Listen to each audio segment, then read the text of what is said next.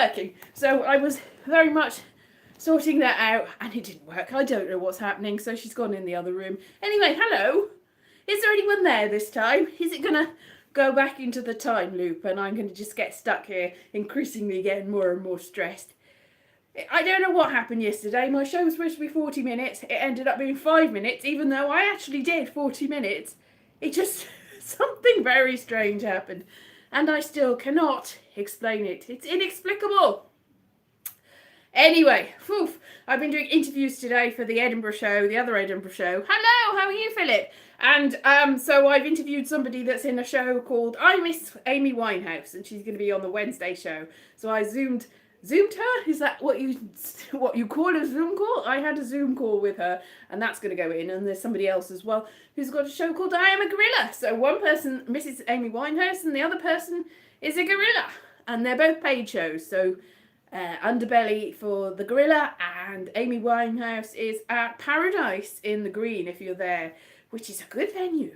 And if you're not there, that's all right. You've got my shows. You can pretend you're there. You can just get... That's what I'm doing. I'm just pretending. Actually, the person today was like, good luck with your Edinburgh shows. Enjoy Edinburgh. I'm like, I'm not in Edinburgh. I'm just talking to people and vicariously experiencing the thrills. Mostly the thrills of past events where I can give them tips and hints about where to go. Because I have been there before, but it's probably all different. You know, how you go somewhere...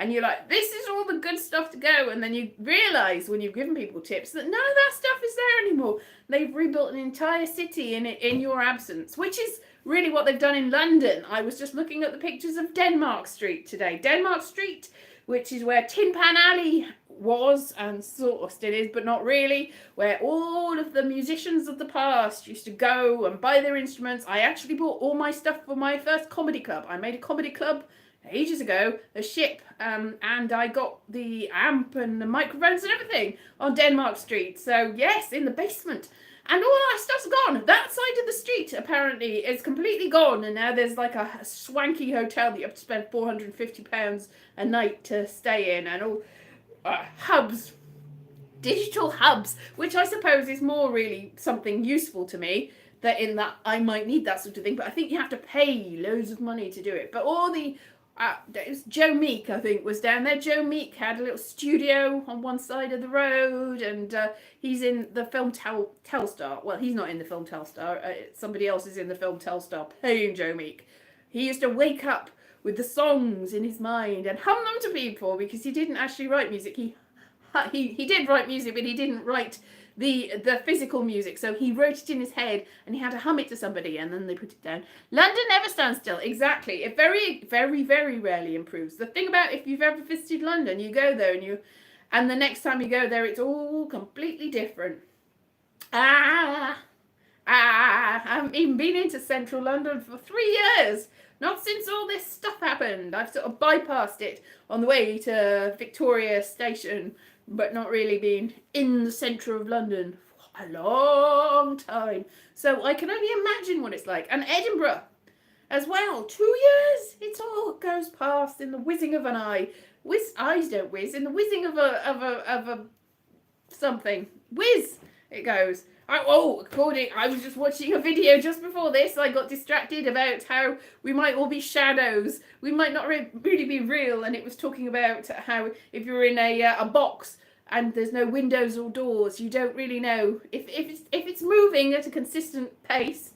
Then you've got no idea whether you're moving or you're staying still. And we're all obviously moving really fast, being on a big swirly world, swirling through space, swirling like that, and then going round and round and round the sun, and all that, and the whole galaxy is moving around, swirling and swirling and swirling. We're going very fast indeed, and yet we're just staying still. I have had many clairvoyant readings. I used to get addicted to them when I was working at satellite and digital TV. I was having a bit of a crisis because I really wanted to be famous and do all not internet things. It was before the internet. I wanted to do all acting and be I wanted to get out there and do things, and I was getting very frustrated about being a journalist and very frustrated about my job, and we changed hands, and the new owners were just not kind. They were awful, and I'm not going to name names, but they were awful. I got really stressed and I needed a way out, and also I was having problems. It was before I had a relationship during this time, but before that wasn't really bothered, but I saw a lot of different psychics in a place called, I can't remember what it was. They used to be in Covent Garden, and it's not there anymore, and I can't remember what it was, and they'd give you a tape. Do you remember tapes? This was in the mid 2000s, and little audio tapes had gone out of, you couldn't get them anywhere. And I certainly didn't have anything to play it on. I had, because I was a journalist, I did have like a recorder thing that was quite clunky, so I could play it in that, but tapes. So I have got many tapes of the psychic readings that I had, which were mainly inexplicable and strange. Then I went to one once, and I paid for it, and I waited in the little vestibule, which is this corridor really, for it to come, and nobody called me. And then eventually the psychic came out, and he says, "Oh, what are you waiting here?" And I'm like, "Oh, I'm so upset, and I've paid, and I've spent all my money, and I'm really upset." And he's like, "Oh, well, just have your money back." And I'm like, "Yeah, it's probably the best thing." And that's the last psychic reading I had. So the psychic reading was, you don't need psychic readings. It was just a form of entertainment and therapy, because in the absence of entertainment and therapy, it was about 30 quid for a reading. It's like, and therapy is a lot more than that. So I would just basically go to the psychic, and they would tell me stuff that I didn't even want to hear, because it was usually absolute nonsense, but it was entertainment. So I did see a lot of different psychics. I had a few that read the cards, and a few that I had at least two that were trying to commune with spirits and told me stupid things. And also, Derek Akora I met, and he didn't give me a psychic reading, but somebody that I was with, because I went to an event at, it was Most Haunted. It was Most Haunted Live, and as a journalist, you get invited to stuff. So it was Bewley Motor Museum, and they've also got a lot of rickety old buildings. When they did a haunted, there was a load of people from Coronation Street in front of me, and we were convinced that we could smell spirits because there was some smoky, there was a great big fireplace burning wood, so the smoke wasn't spirits, it was just wood burning. But we were like, oh yes, psychics. Yeah, we didn't get involved with the Most Haunted. The year later, some other people from my organisation went to Most Haunted, and they actually got on screen, and they were interviewed, and and they were part of the Most Haunted. And I was very jealous about that, because we just sat there in a big hall and heard absolute nonsense from everyone. But we did meet Derek Corker and one of the other, and we stayed in a hotel that felt very haunted. It was like The Shining. It was an old country hotel, so it wasn't as big as The Shining, but it just felt like The Shining. It was horrible. And where I stayed, you could hear rattling all night. And I had to move my room because it was just oppressive and awful. But it might have been a haunted hotel, but there is no such thing. So yeah, ghosts and spirits. I have had a lot of experience with ghosts and spirits, and also Colin Fry. I as a journalist, went to one of his readings, and he obviously had been told that somebody in red had certain, so he picked 3 or 4 people, and I was wearing red, like bright red, and I know there was at least one woman in red, so he picked on me, and he started saying, oh, la la la, and he said something about, oh, and your great aunt Louise would be very proud of you and what you're involved with. And he was like, and you're very involved with food, aren't you, and food writing. And I was like, no, I'm absolutely convinced the person next to me was the person that he'd been told to talk about. So I was like, I don't have a great aunt Louise. He's like, ask your mother. I'm like, okay. And afterwards he had some sort of, it felt like a timeshare, but he wanted people to tithe part of their money to him and go to some place in Sweden, I think it was, where he had this retreat, and you would go to this retreat and you would give him some of your money every month. And he was trying to get everybody, and I remember there were biscuits. They were served, there was definitely custard creams, and I'd already been diagnosed as needing gluten-free food, so I was very upset about these custard creams. I was thinking, you can't even give me anything to eat. Do you think I'm going to give you part of my minuscule wages to... Anyway, I was really annoyed by that. But he's dead now, so we must... God bless him and everything. I'm not really... I'm sort of not an atheist, but I'm sort of agnostic-ish, but I don't care enough to be anything. I respect other people's beliefs, and I don't care. But, who even knows? So yeah, how did we get down this road? Spiritualism. So I had my fair experience of ghosts and stuff. I've said before about the old house that we were in, where my mum dug up what looked like a hip bone underneath the shed, and that was very strange. And I was convinced for ages that there were ghosts there, and I was followed by I used to lie in bed at night. I was about 7 or 8, lie in bed at night, and there was a lot of Laurel and Hardy on the TV, so I was probably influenced by that. We used to get oranges delivered, and they were navel oranges, and I had a little orange inside. We used to call them Laurel and Hardy oranges, which is a little one inside the big one. I don't think that's what Laurel and Hardy work. Anyway, I was convinced that there was a big man and a little man that weren't Laurel and Hardy, that used to visit and tell me to do things at night. So I'd sleep up against the wall because I would be like, shut up, shut up, shut up. And also, there was a road quite near us getting built at the time, and I'd heard that my great aunt Louise, she's not called Louise, my great aunt or my great grandmother had lived in a house that was getting demolished when this road was being built, and I was absolutely convinced when we went past one time, I was about 7 or 8, that somebody had jumped in the car, a little girl, and was a relative of mine and was a ghost. And she wouldn't live. Every time I went past that, I'd be like, you can go now. I don't like you anymore. Go away. And I would ask her to go, but she wouldn't go. I couldn't get rid of her. She wasn't an imaginary friend. She was an imaginary, annoying person. So if she was a ghost, she was a figment of my imagination. So maybe she was my great Aunt Louise. I didn't know about that.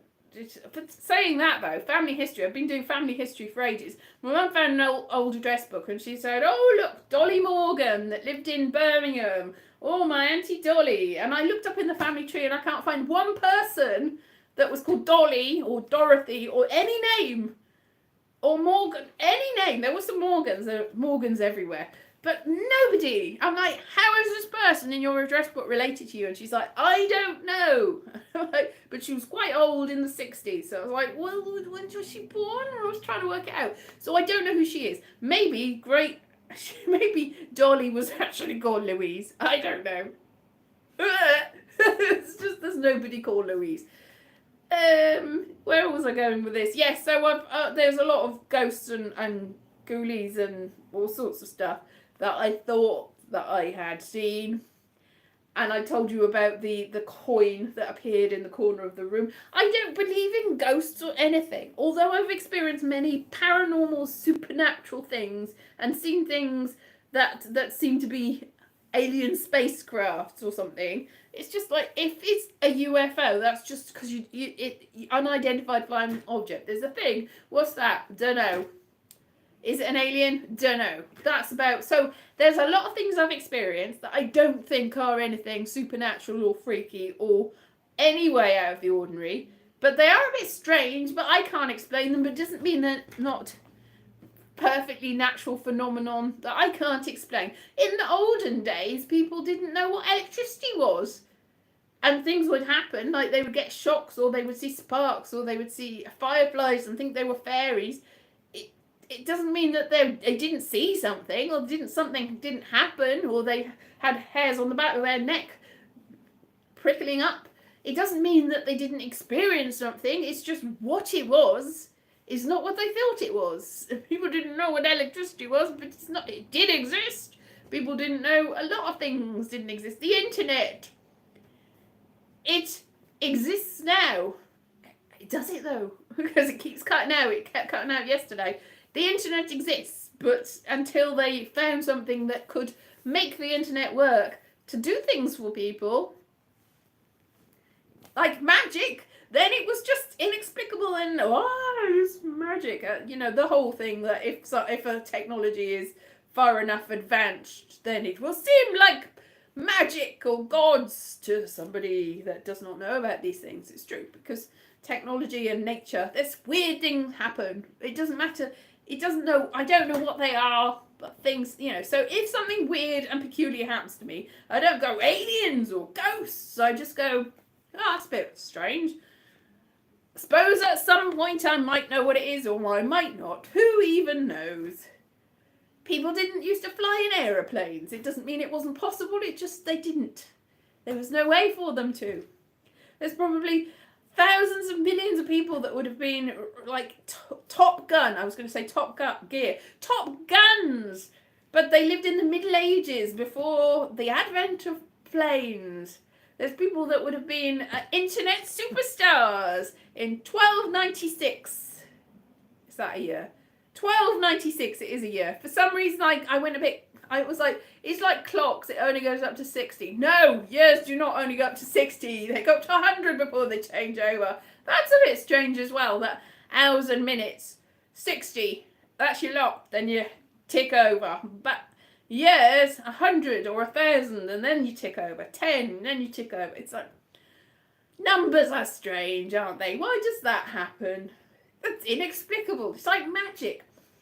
Anyway, yeah, years do. So 1296 is a year. But if somebody was the biggest TikTok superstar in the world, or the potential to be, then in 1296, they would not. They'd be burnt as a witch.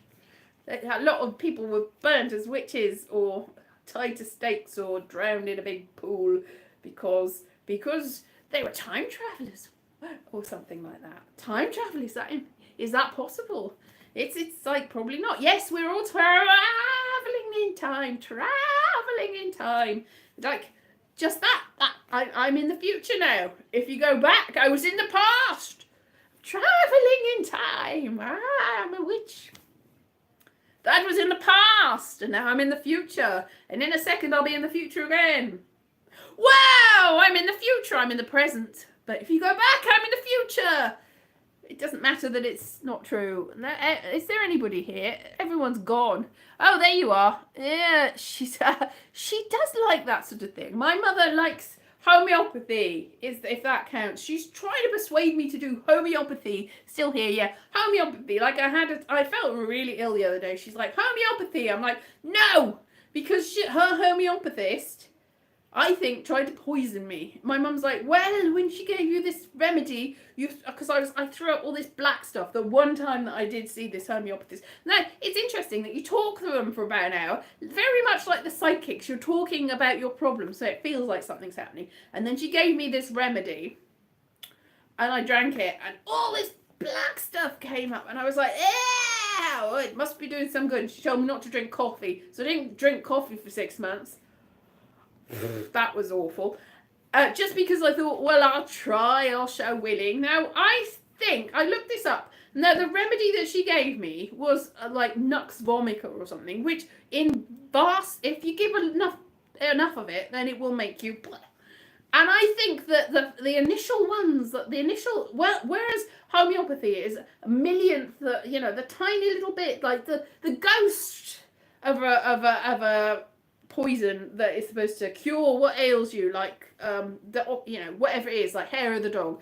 So it's supposed to be the ghost of this thing, whereas the ones that they normally give you, and so you're like, well, that's just a placebo. Placebos are actually scientifically quite good at stopping you getting, because you're just like convinced that you're going to get well, then you will go. So maybe it is. I think that they probably do have some sort of effect on the human mind, but I do not believe in it myself, so it's not going to have any effect on me. But the initial one that they give you, I swear, is more potent, so that's something awful. Because my Uncle Jeff went to see one, and the same thing happened. But a lot of people that they went to see the homeopathist, and the first time and everything came up. So they give you the poison, and you go, wow, well, it must be doing me some good. Look at what came up. It was better out than in, and all of that stuff. My mum gets very angry at me. But this homeopathist that she went to see, my mum's still into it, and it does her some good, so that's fine. She's like, well, they give it to horses and it helps them. It's like, well, no, maybe the horses believe it too. Anyway, I do not believe it, but my mum does. And she likes home remedies and things. Some things, there are certain herbal remedies that do help you. because I mean aspirin, they originally, that's just willow bark. So, you know, herbal remedies do something. A lot of them do. But I don't believe in them. Anyway, this person, I digress. This person that was her homeopathist that she used to go has turned into quite a strange. I mean, she believes in all these conspiracy theories and all sorts. We had to just cut her out of the life because, not out of life, out of our lives, because she was just a lunatic. Really, that's, I do not, no disrespect to people that are. Anyway, that's very ableist language. Naughty. I shouldn't say things like that. But she was a strange person. Let's put it that way. There was odd things that she used to do. Yes, it's spelled differently, my Uncle Jeff. He's a chimney sweep. That's a very traditional job, isn't it? He's a chimney sweep. Oh, Mary Poppins. He doesn't do that. He's Welsh, so he doesn't go, Mary Poppins. But he could do it if he wanted to, I'm sure.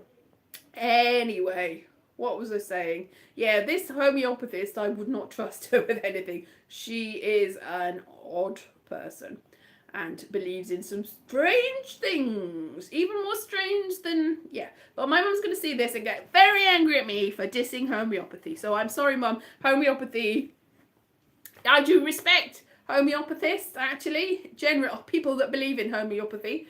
But maybe not some of the people who are, I mean, snake oil salesmen. It's just because, you know, even legitimate doctors, there's going to be some bad apples. I mean, look at that one, what's his name, with a beard, the Shipman. Yeah, well, just because he was awful doesn't mean that all doctors are awful, obviously.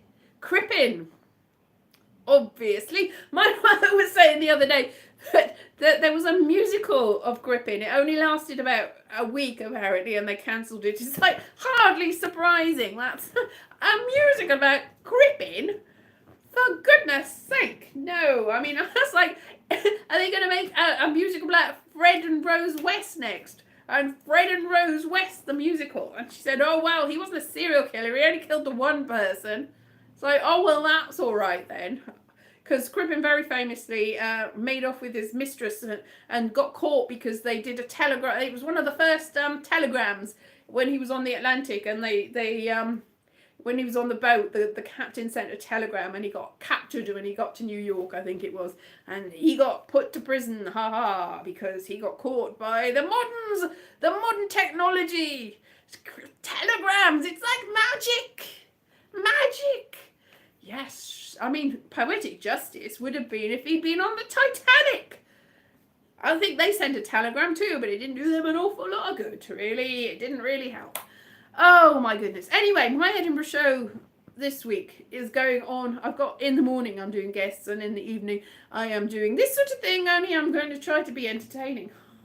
Oh, what? Watch Fred and Rose West the musical. Yeah, I mean, maybe we should write it. We should crowdfund it and crowdsource it and all write it together. Fred and Rose West the musical. As I said, my Edinburgh show is going to be suggestions. Maybe we shall write it before the end of the month, and it will be a blockbuster. Oh my gosh, it's like the producers all over again. Make more money from a flop than you do with a hit. Yeah.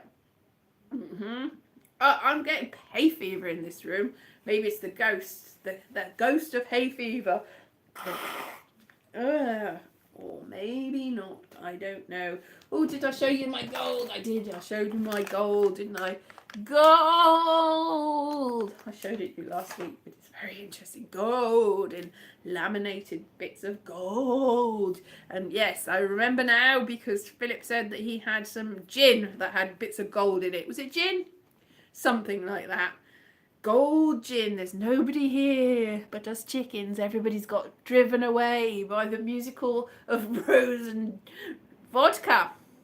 Vodka makes more sense. Gin with bits of, yeah, I don't know why it makes more sense really, because they're both clear liquids, aren't they? But yeah, vodka's the sort of thing that they would be more likely to put bits of gold in, really. Whereas gin, they'd go, oh, not just juniper, we're going to put rosemary and thyme and bits of old boot in it or something. It's very perfumey, It's gin.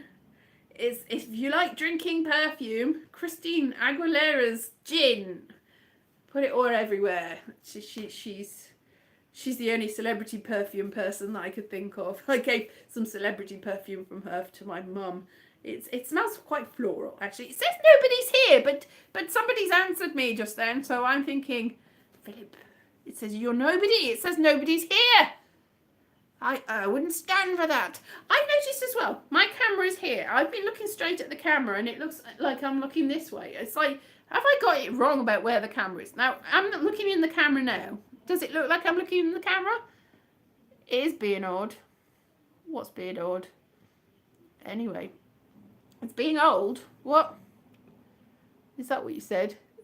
Oh, it's being odd. Oh, I thought somebody was saying I was being old or something. Yeah, it says there are 3 viewing to you. It says there are no viewing to me. But then again, yesterday with the whole thing, it was ridiculous. The fact that I got to 5 minutes 40 and then a minute and then it would go back.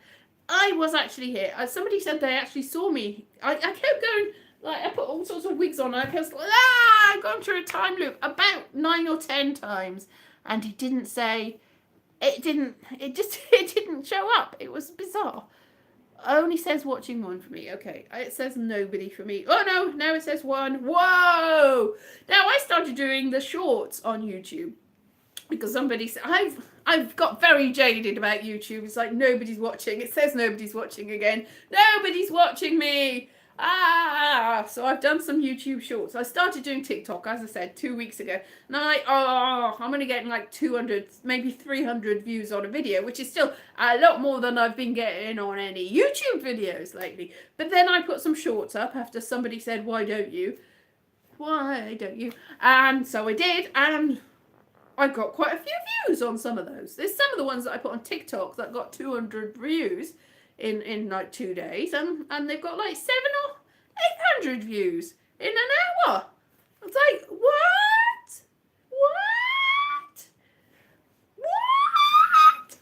Oh, I also saw a video about how high you can hear after a certain age, and one of them, it was like, that's insulting, and another one, it was like, yeah, I don't know whether they're just trying to make people think that they're younger than they are, because I could hear it a lot longer than the person that was on the video seemed to be able to hear it. So I don't know, you get sucked in with these things, don't you? Sucked in. I was just, I've been being an internet warrior today. Like, there's certain brands that have said awful things about certain celebrities, and certain things they go, gotcha because of this.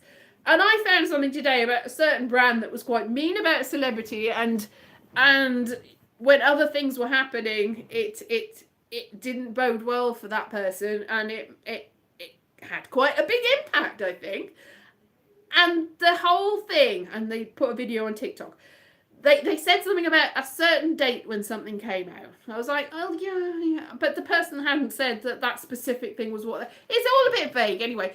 Anyway, this brand had made a big deal about this thing, and I thought I'd go looking, and I found this product that they said didn't exist before a certain time.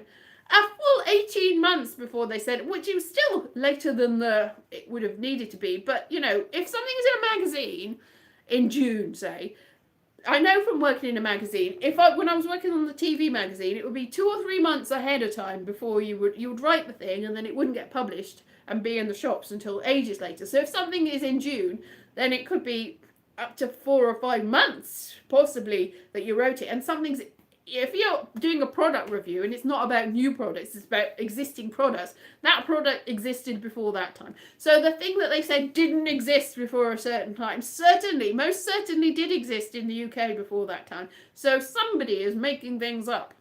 And I'm not saying who or why, but somebody is making things up. Anyway, you don't know what I'm talking about. I'm not going to say anything about anything, because on both sides of the argument, people have been getting online hate about weighing in on this whole issue. And I probably should keep out of it. I was very surprised that I haven't got the online hate already, because so many people have.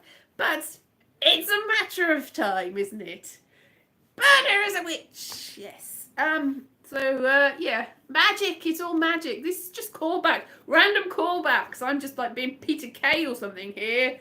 Oh, pizza with olives. I don't think that's what a pizza case. Oh, sit sofa bed. So much controversy. Or was it controversy? Controversy. I was always told it was controversy, but everyone says controversy. Words. That's one of the TikTok videos. The words. How do you say words? I don't know. It's too difficult. It's all too difficult. Yeah, yes.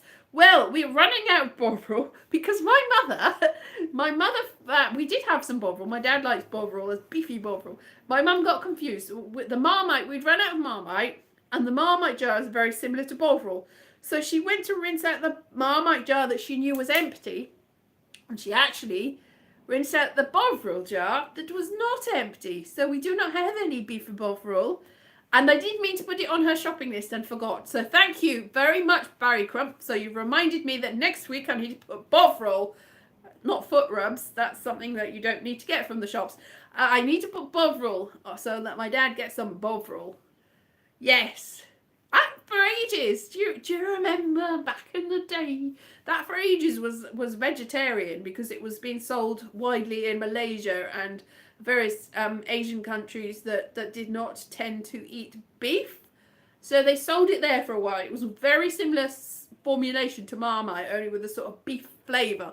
And then, because British people are like, no, I want my beef in my beefy Bovril, they put the beef back in. Which so I couldn't eat it anymore because I don't eat beef. Ew! I'm semi-vegetarian. I'm not 100% vegetarian, but I most certainly do not eat beef. Nasty stuff. But so I will not be eating the Bovril. I will not be partaking of the Bovril, although I do very much like Marmite. Marmite is very good. Or Marmite knockoffs. Not so much Vegemite, but the pretend Marmite. The UK pretend Marmite, like the off-brand one. That's not so bad. They're trying to make it taste... the Vegemite's a little bit too vegetably for me.28 I'm going now.